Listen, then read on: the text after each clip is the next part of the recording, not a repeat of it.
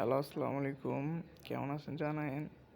আর ভাই Saudi piece খেতে কাজ করতে হয়, ঠিক আছে? এটা হলো প্রবাস। মানে পিস খেতে পিসের মানে গাছ গুছ আছে না, ওইগুলা কাটা লাগে। আর আইছিলাম তো ভাই খুব স্বপ্ন নিয়ে, হয়তো দুর্ভাগ্য দুর্কপাল নিয়ে আইছিলাম, এর জন্য হয়তো এরকম হয়েছে। যাক, সবাই দোয়া করবেন আমার জন্য, আমি যেন সুস্থ থাকতে পারি, ভালো থাকতে পারি। এই মানুষের কাছ থেকে সব থেকে বড় একটা পাওয়া হলো দোয়া।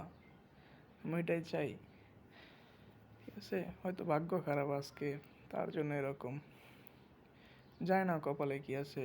এখন এখান থেকে একদিন কাজ করার পরে অন্য জায়গায় যাইতাছে, এমনি এমনি ভাই জীবন চলে যাইতাছে প্রবাসে। এইখানে একদিন, ওইখানে একদিন, ঠিক আছে? আর এটা আমার বন্ধু, হয়তো মানুষটা অনেক ভালো, আমার জন্য অনেক কিছুই করছে, সারা জীবন মনে থাকবো। আর অনেক দূর আসার পরে একটু রেস্ট, ঠিক আছে? এই জায়গায় রেস্ট নিলাম অন্তত 3 কিলো হাইটা হার পরে। এইখানে রেস্ট, এইখান থেকে পাকা রোডে হাইওয়ে, ঠিক আছে?